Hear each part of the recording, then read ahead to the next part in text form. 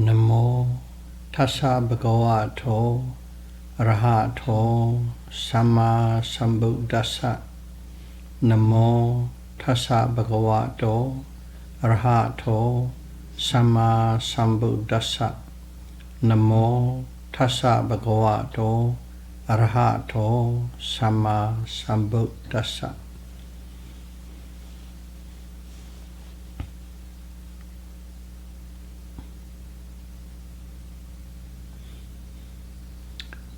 Theravada Buddhism series, Dhamma talk number 98. Association condition. Sampayutta Paccayo.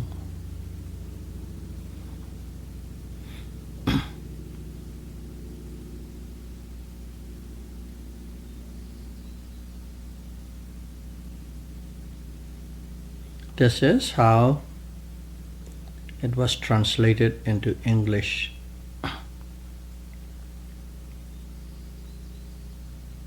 In the books. The four immaterial aggregates are mutually related to one another by association condition.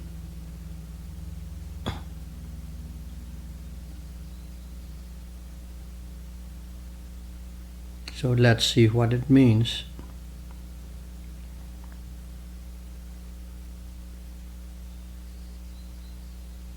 At a glance, it seems association condition is similar to cognizance condition and mutuality condition.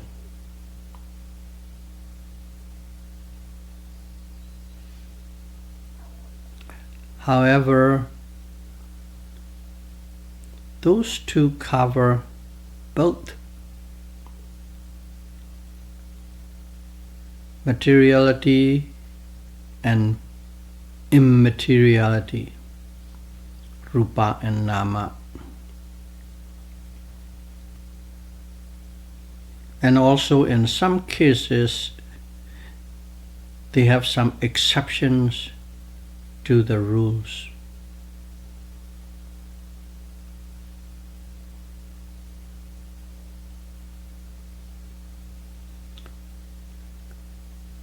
Cognizance condition, sahajata paccayo. Mutuality condition, iñña mañña paccayo. We have discussed about these two before. In those, it covers both materiality and mentality, and also at a certain situation they do not follow the precise rule under a specific condition. But in this association condition, everything falls in line with precision. That's number one. Number two, it only deals with immateriality or mentality or nama.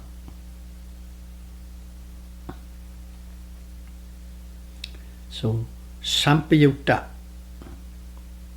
The meaning of Sampayutta is equally coexisting and together. Those qualities belongs to Sampayutta.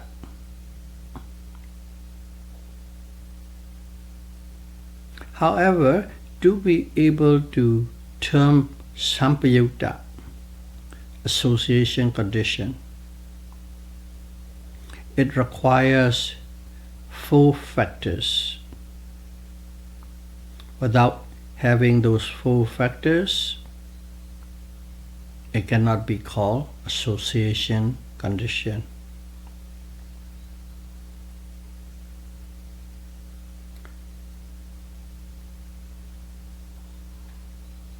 One is immateriality. Immateriality refers to the aggregates of mentality. Aggregates of mentality. And they are feeling, vedana, perception, sanya, mental formation, sankhara, and consciousness, vijnana. Those 4 are called 4 immaterial aggregates. We are always used to dealing with 5 aggregates. 5 aggregates. 5 aggregates is simple. Just add rupa, materiality, to these 4, and it's called 5 aggregates. So here we are dealing only with immateriality. And these 4, feeling, perception, mental formation, and consciousness, are related to one another by association condition. So this association condition is a branch shooting out from the cognizance condition.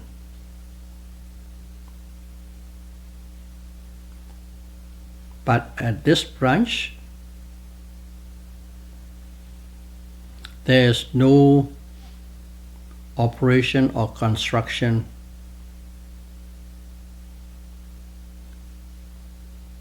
has any exception. They have to be following precisely without exception. And of course, we always say it only deals with the mentality, no physicality. So this is the branch coming out from the cognizance condition.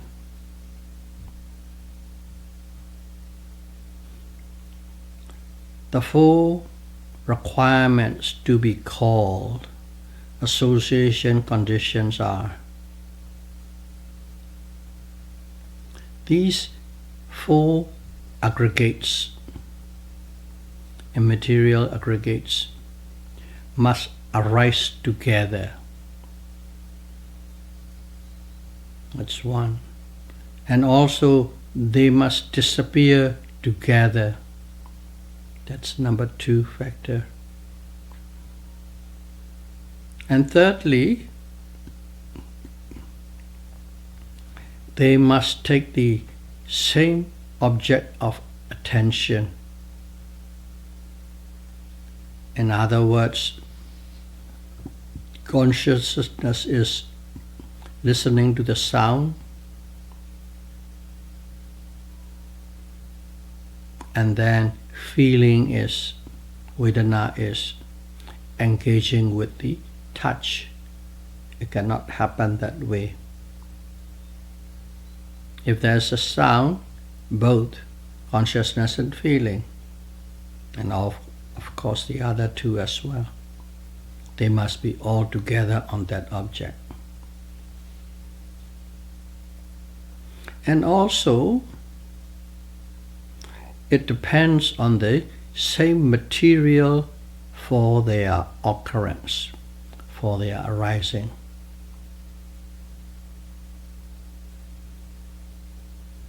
What it means is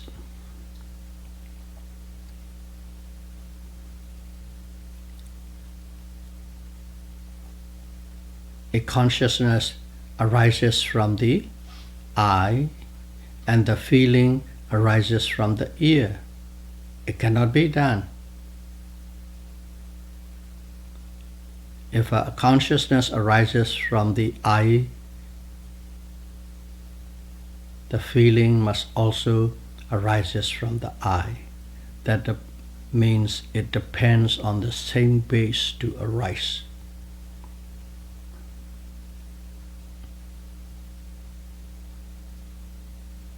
So let's go back and see, let's call it the mind.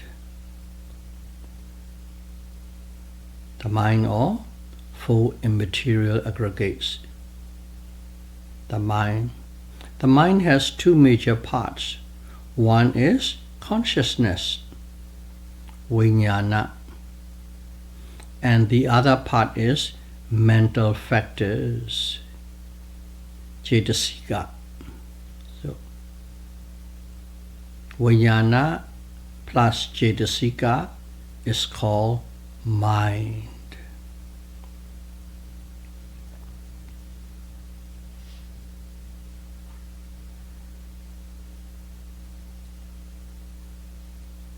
If we break that two down, it will go right down to 89 consciousness. Vijnana become 89 consciousness, and cetasika is 52 mental factors. That is as detailed as it could get what it consists under the name mind. Complex interrelationships of them are very evident. All these 89 consciousness and 52 mental factors, how they relate, connect, avoid. They are very clear only in the Buddha's mind. Even Buddha's most senior disciple cannot penetrate to that depth. They can't experientially know these things to that level.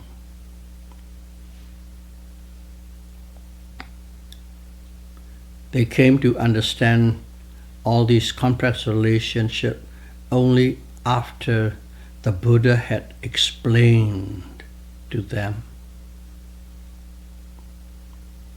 The Buddha delivered Abhidhamma in the Deva realms because the Deva has a very sharp intelligence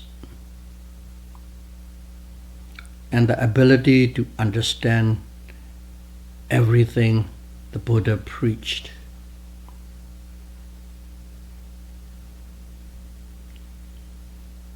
That's the reason Buddha taught Abhidhamma at the Deva realm. If he taught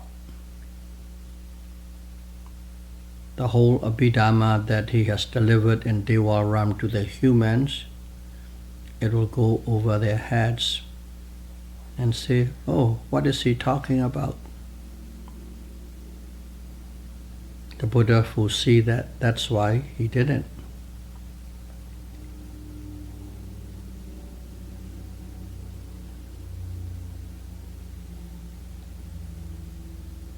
For the humans, this is how Buddha did for the humans.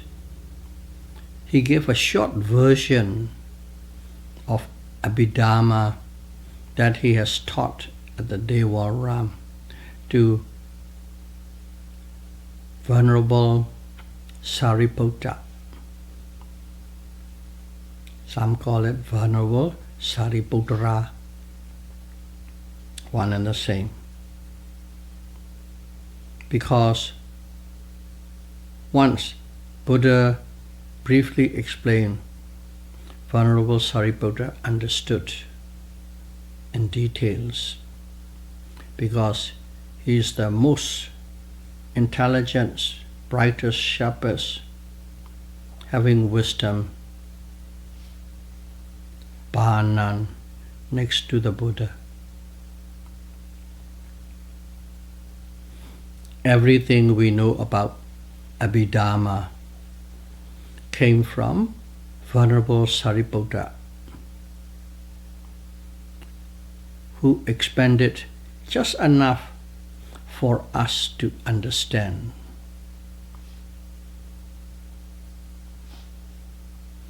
And I say it's about Abhidharma because this, what we are talking about, all these conditions, 24 conditions, is called Patthana conditions. It is just a sliver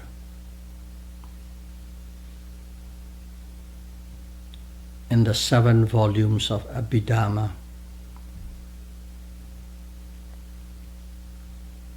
And what we are talking about is just a drop of water in the ocean compared to the voluminous explanation of Patthana in the scriptures.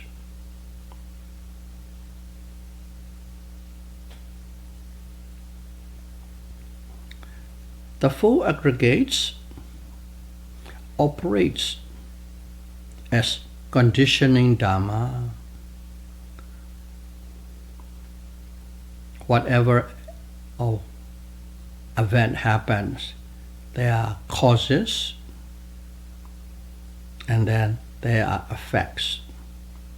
Causes are conditioning and effects are conditioned product. So here we are, the 4 aggregates operate as conditioning Dhamma, the cause, and the conditioned Dharma, the effect. It's interesting. All those 4 are both conditioning and condition. Both are causes and effects. How can it be done? How does it operate?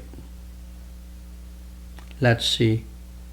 If the feeling is the cause, perception, mental formation, and consciousness are the effects.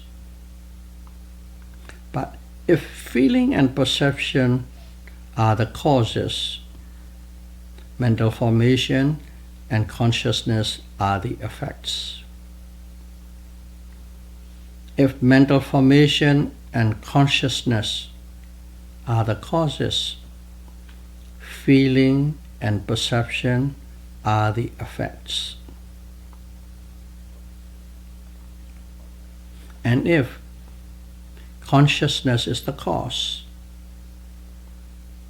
feeling, perception, and mental formation are the effects. That's how they can become both conditioning as well as conditioned.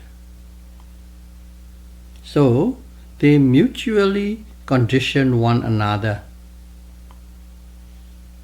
And again I will stress, only Buddha could understand as they arises and passed away.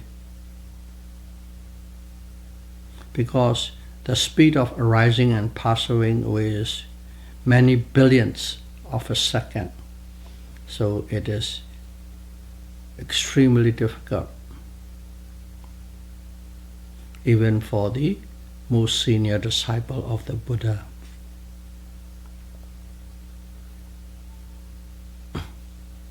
Okay, let's take an example and see how far we can understand. Seeing consciousness is one of the 89 consciousness. So out of that 89, we will pick up seeing consciousness and deal with it. seeing consciousness focus on an object of the present moment, because seeing consciousness can arise at the moment while it is in contact with the product.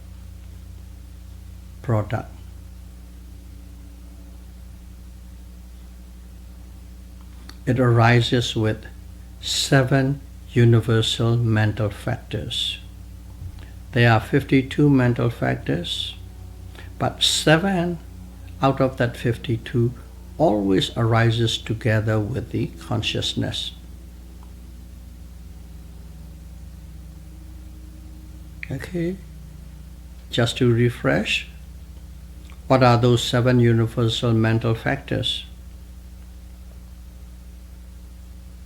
Mental contact, phassa, feeling, vedana, perception, sanya, volition, chetana, one-pointedness, ekaggata, and attention, manasikara. Those 7 universal mental factors always arises whenever, whatever kind of consciousness arises.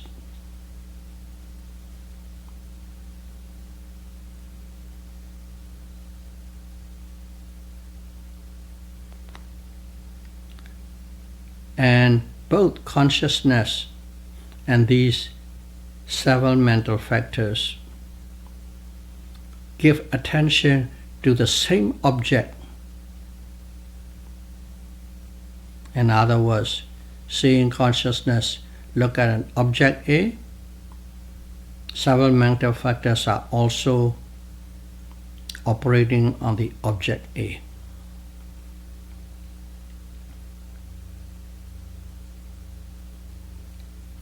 And also, both of them disappear together.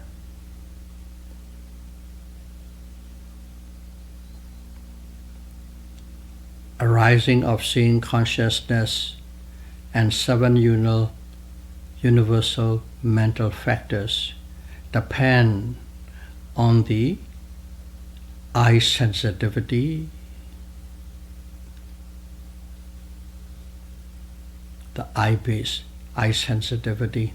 So they depend on the same vittu, thing, object. They arises together, they disappear together, and they pay attention to the same object. Those are the 4 we are explaining using as a seeing consciousness.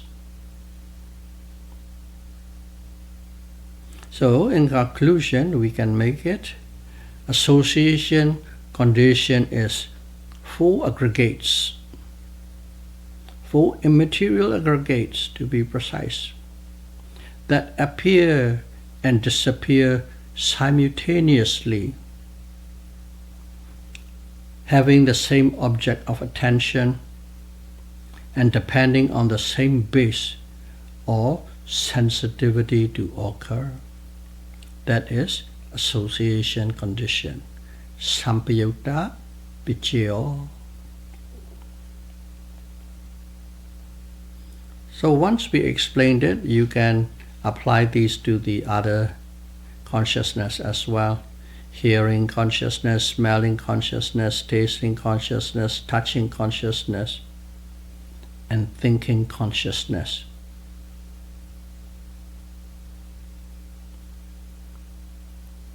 Because the function of consciousness singularly is only to know. That's all. Only to know. Ability to know. Just like a motion sensor. If a movement passes through within the sensor, it knows. there's a movement, there's an object. Just like that. Without that, they don't know. And even movement, they don't know a man or a cat or a mosquito or a fly. They just know the movement.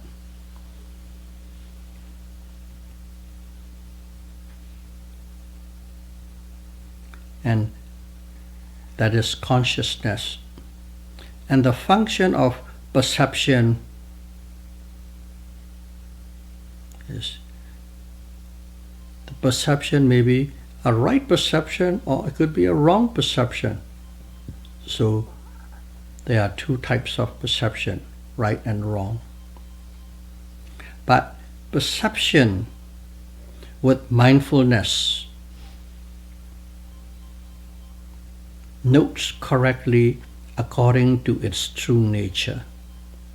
In other words, if the perceptions associated with mindfulness, they always have the precise, correct answer.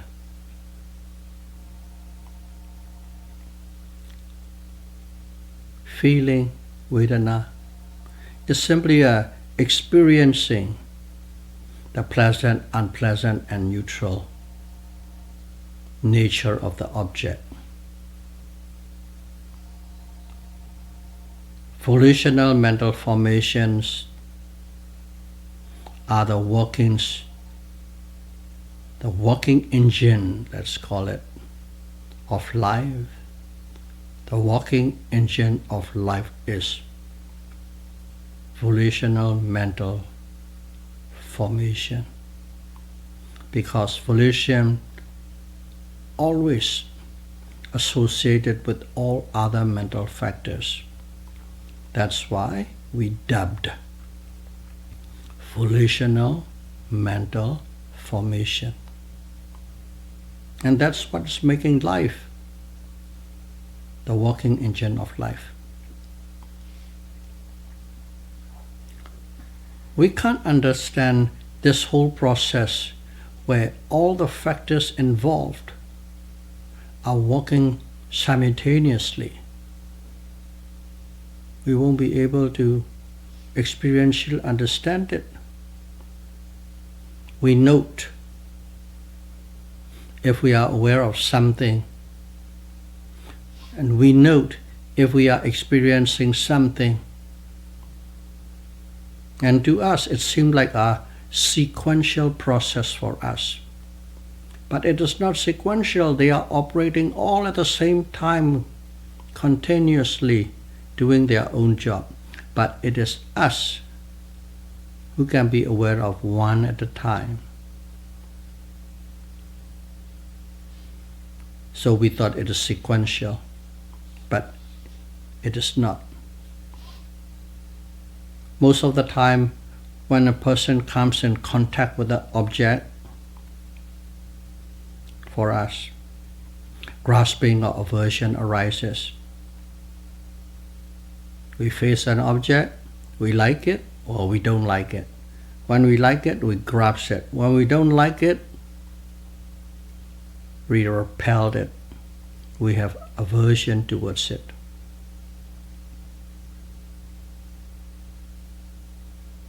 Also, one sink into the experience and forget to note, because that most people are. We just suck into the experience and we don't note, and we become the experience. Pleasant, unpleasant, neutral. Good object, bad object. Uninteresting object. And when we forget to note what happened, oh, I know this, I know that, I know this new, I know that theory, I know. Oh, I like it. Oh, I hate it. That takes over.